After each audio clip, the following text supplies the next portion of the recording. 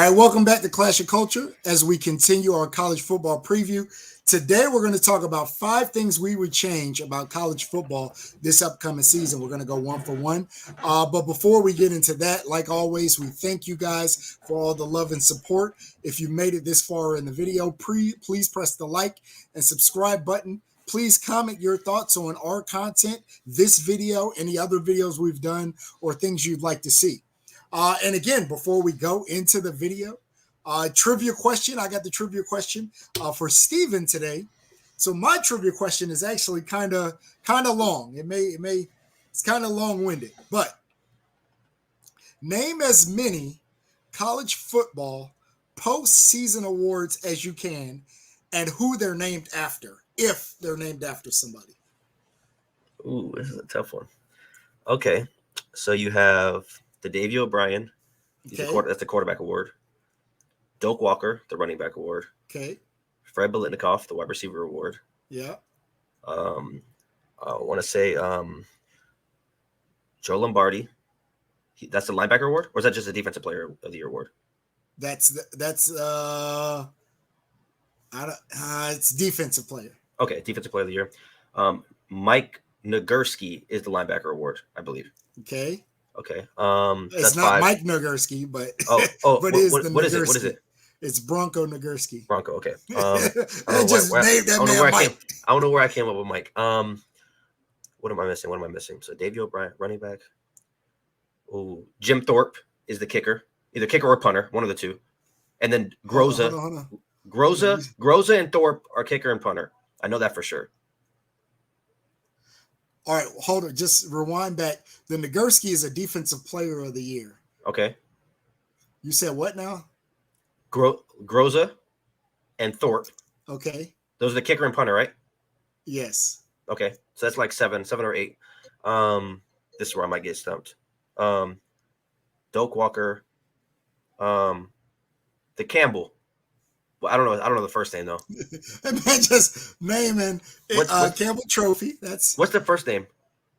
It's just called the Campbell Trophy. Who's it named after? I don't know. Okay. Man, asking the trivia, he don't know the answers to. That's crazy. And I'm literally looking, but it just says Campbell 8. Trophy. That's either 8 or 9. What is the Campbell Trophy for? The running back. No, or like the best offensive player. Top scholar. Okay. The Maxwell.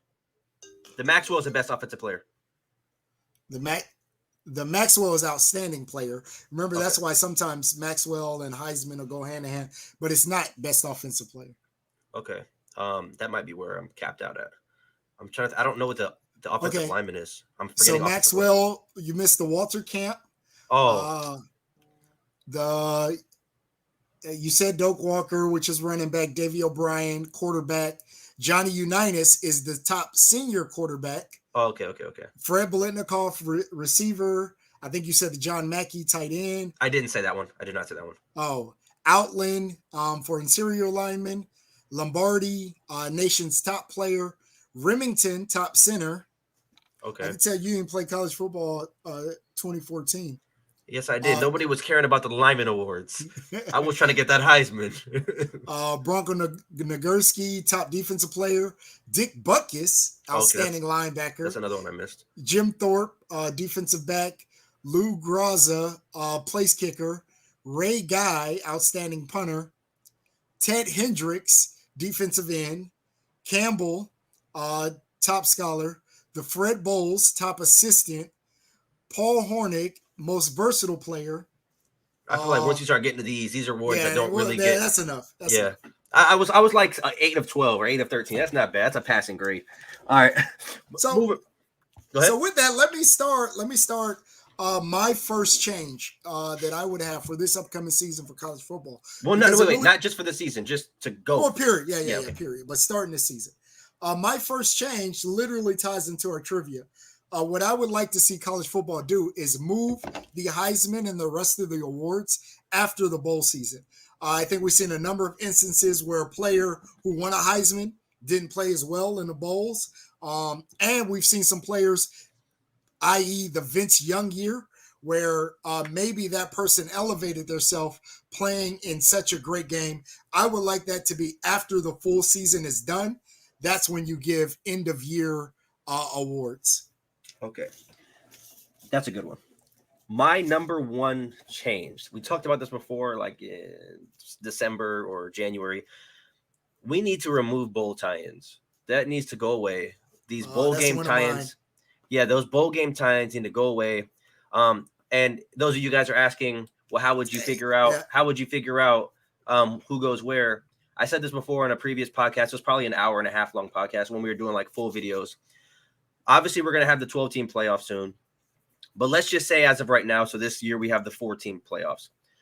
I feel as though there shouldn't be a bowl tie-in to where if Oregon's not in the playoffs, they automatically get to go to the Rose Bowl. To me, that's stupid. It should be the team number 5 plays number 6. Team number 7 plays number 8. And you go all the way down and you keep going all the way until there's no more bowl eligible teams. I think that'll change some with the expanded playoffs. Yeah, I mean, we'll see that. I think so as well. And those of you guys who are asking, why would you do that? I just feel as though at that point, you're getting the best possible matchups. Now, obviously, you may say, well, as an example, the Florida State-Oklahoma game last year was a good game. But I think even though that was a good game, that was a one-off. You're not often going to get teams who are ranked outside the top 25 playing against a top 12 team, having that being a good bowl game. It should, like I said, literally you should just go down the line, 5 play 6, 7, 8, 9, 10, and you keep going all the way until 50 or 60, however many bowl eligible teams there are. So that way you get the best kind of quality games when the games matter. And to kind of combat how would you choose who goes to what bowl game? It should be rotating. So maybe 5 and 6 that they get the Rose Bowl. So Rose Bowl gets 5 and 6 this year. And then those kind of major bowl games rotate in the top 10. So that way you can't say, well, the Orange Bowl never gets a Rose, or the Orange Bowl never gets 5 and 6. They could find a way to rotate it. So that's my first kind of thing. I know you just said that you had that one. You might as well do, because that's one of mine. So do your second one. Okay, so my second one, hopefully you don't have this one as well. And this is a boring video, but mine has to do with the transfer portal. Okay. Yeah. No. Okay, so my second change would be the transfer portal needs to go back to what it was in 2021 or 2020, where kids have to sit out after they transfer. This is getting ridiculous, where people are just transferring 3 or 4 times because they're not winning starting jobs. There has to be some sort of penalty for a kid saying, getting an offer from Alabama, and you're like, I'm gonna go play for Alabama, and then you realize, damn, I'm not good enough to play here. You shouldn't be able to just leave and go to UTSA and be the starting quarterback there. You should have to sit out a year. There should be a penalty for it. Go ahead. Well, I agree with you, but I want to caveat that though. And that was not one of my finds. Go ahead. I think there should be instances in which a player should be able to transfer. Yeah, special scenarios. One including if there was a coach change. I have that on my list. Yes. Okay. Yeah. I'm sorry. Keep going. So it would be if the person who recruited them no longer is there, if they're fired or they leave or whatever, or the head coach leaves. So you went there for a specific reason. A specific coach. Like, as an example, Chad Morris was at Clemson not too long ago, whatever, 10 years ago. Deshaun Watson went there for him. Deshaun Watson, if you would have left, then I could understand that, because that's the guy who recruited you. That's the guy who brought you under his wing, and you went there for him. Like, kind of like Lincoln Riley. Like, I get that situation. Yeah. But if you're looking at a guy who just goes to, like I said, a school like Alabama, he gets beaten out, and now, I got beat out here, I'm just going to leave, and then I'm going to leave again, and I'm going to leave again. It's like, at this point, it's turning into the NFL with trades. Like, there has to be, college football has to go back to that integrity of, you go to a school and you grind your way up the depth chart. That's what it comes down to. You have to work your way up. So I just think if you're going to take that risk to go to a top school, you got to go. And now, like I'm saying, I'm not saying they should get rid of the transfer portal, but it should be under certain special scenarios. Or if a player does transfer out, he should have to sit out a year, just to be fair to other players. Because at this point, it's just, I'm just going to transfer all over the place. And it kind of takes away from the integrity of the reason for the transfer portal. Yeah, no, I'm with you. All right, my third. So again, I had the bold tie-in. My third is that no ranking organization should be allowed to do rankings until week 6.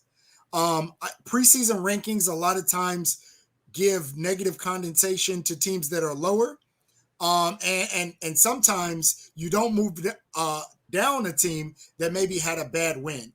I think now I know for the bowl. The actual playoffs, they do it much later in the season. Yeah. I think all rankings should not happen until much later in the season, where we've had an opportunity to see all these teams play a couple of games and really realize who should be ranked high and who should be maybe ranked a little bit lower. My recommendation is week 6. No, the AP, the coaches poll should not come out until week 6. That's actually going that I didn't think about, and that makes sense. Because I mean, obviously, like you said, then when the rankings do come out, you have a big enough sample size to judge right. people. Because I mean, if you have a team like, I'm just using them as an example, a team like Georgia, who's number 1 to come into the year, they could beat 3 bad teams and stay number 1. But then if you have a team like Ohio State, who might have beaten the USC and the Texas, they should really be number 1, but they're not going to jump them because they, right. the team who was number 1 never lost. You kind of just got to keep them there. So that's a good point. My number 3, I think this one is pretty, I don't think you're going to have this, but I think it's a consensus for pretty much everyone, but it's not talked about enough. I think we need to remove Power 5 schools and like teams, even like Boise State, any like top school from playing teams like the Campbell Camels. Like, I just think it's ridiculous. And I get that you're paying like certain schools to come and they get millions of dollars or whatever. I just think it's ridiculous at the end of the day. I think the college football fan wants to see the best teams play. I mean, I'm not saying that Alabama has to play all top 10 teams. That's not what I'm saying. But I feel as though there shouldn't be a week 10 game that Georgia's playing against a team that it's like, I'm not even going to watch because they're playing against Liberty. Like, why are you playing against them? There's no point in that. They need to remove that from college football as a whole. Teams at your level, you should be playing against teams at your level. You don't see high school teams like Kahuku in Hawaii playing against really bad teams and winning 80-0. They're traveling to California and playing against really good teams. So we need to make that in college football to where there's no 80-0 games unless it's a Georgia against Tennessee and they just beat them 80-0. Then it's like, okay, but they shouldn't be playing against really bad teams. That's ridiculous. That's what I would change. That's my number 3. All right. So this is number 4 for me. My number 4 is that all postseason games, to include conference championships and bowl games, should not be played in any team's home state. So if you guys remember, and obviously Ohio State fan, but the SEC championship game is played in Georgia. Wait. So are you saying no bowl games either? No bowl games, no conference, no playoff games. I don't want to say bowl games. Yeah, because bowl games would be kind of hard to police. Yeah, bowl game, like, because if Hawaii goes to the Honolulu Bowl, that's what I was. But no game that matters towards the championship, conference championship games or playoff games should be allowed to be played in one of the participants' home state. Conference championship games should have to move their game to a neutral location. You know, some stadium that none of your teams resides from. For instance, in the Big Ten, being go ahead. Never mind. I thought you were going to say something else. I was going to say, what's the first team you think of when we talk about this? Well, I mean, we can talk about Georgia. Okay, that's the only one I want to talk about. I knew you were going to say that. But we can. I mean, obviously, that's the. No, but they get home field advantage every year. But yeah, let's just be honest. They get home field advantage every year. So the SEC championship is in Georgia. And yes, it's not in Athens, but if you play the game in Atlanta, that's still in Georgia, and people in Atlanta are Georgia fans. So that's it. No game, no championship game that matters played in one of the participants' home states. No, I agree. That's a good one as well. And Georgia is the first team you think of when that is the first. That's like they've literally had home field advantage like the last 7 years or 6 years, however many times they've been there. Yes. It's ridiculous. My number 4. This one is going to be, I wouldn't say controversial, but it would be harder to do. But I think that it would make college football better as a whole. So right now you have. Let me make sure I say this right before I sound stupid. So let me pull up this really quick. How many teams are in the SEC? So right now in the SEC, you have 1, 2, 3, 4, 5, 6, 7, 8, 9, 10, 11, 12, 13, 14 teams in the SEC. So my number 4 change would be to rework the conference structures and make conferences smaller and have more good conferences. So the reason why I say that, we're moving into a 12-team playoffs. So as of right now, there's 14 teams in the SEC, plus Texas and Oklahoma starting next year. So you're going to have 16 quality teams in one conference. And if we're talking about a 12-team playoff, that would mean that, so as an example, I'm pretty sure in the SEC West, Alabama plays all 6 of the SEC West opponents, plus either 1 or 2 more from the East, and then you have like 3 games out of conference. What my proposal would be is break the SEC West into its own conference, the SEC East into its own conference, or even it doesn't have to be the SEC. It could be any group of maybe 7, I would say 9 to 10 teams. Make those power, if you want to say power 8 conferences or power 9 conferences, make 9 or 10 teams in that one conference, make them play each other every single year. So let's say that the SEC West had 10 teams, then Alabama would play the 9 other teams and then 3 out of conference opponents. You play the same 9 every year, and then you rotate the out of conference opponents. Then in turn, it would make the playoff better because then conference winners from 9 or 10 power conferences hold those spots rather than only 5 Power 5 teams and then the other bids are at large. I think conference championships should mean something. And I think by reworking the conference structures, instead of having 14 or 16 teams inside of a conference, you should just break those in half and make their own conference. So that way, obviously that's really hard to do, but when you're looking at having the best teams in the playoffs, that just makes the most sense to me. So that's what I would do for my number 4. And that's probably the hardest one to do. Just because how long the conferences have been going and stuff like that. But I think that would be, of everything on this list, I'd want to see that the most. Okay. And I had 2 that were very close. So I'm gonna take one and then I can just talk about the other one. So my last number 5, actually, I'm gonna use them both because I'll cut one. I cut the bold tie in. So my number 4, I will say, I want college football to get rid of conferences seeking their own TV deals. And the reason I say that is that drives so much of what a conference does, who they're willing to add, right? I'm going to be honest. And again, I'm a Big Ten fan, right? USC and UCLA came to the Big Ten because our TV contract is bigger than the Pac-12's. It makes no sense for those teams geographically to be in the Big Ten. For the Big Ten, it makes sense because it increases the conference footprint. USC and UCLA should be in the Pac-12 historically, for so many reasons. Regionally, it just makes sense. I think all the teams should fall under one TV almost like the NFL, right? One team, one conference doesn't go seek its own TV deal. They all fall under the same umbrella, and that money, at least through the Power 5 conferences, would get distributed evenly to everybody. So the NCAA would then create its own a TV deal with whatever companies, and then that money would get distributed to all of the Power 5 teams. No, that makes sense. And that the USC and UCLA was a good example.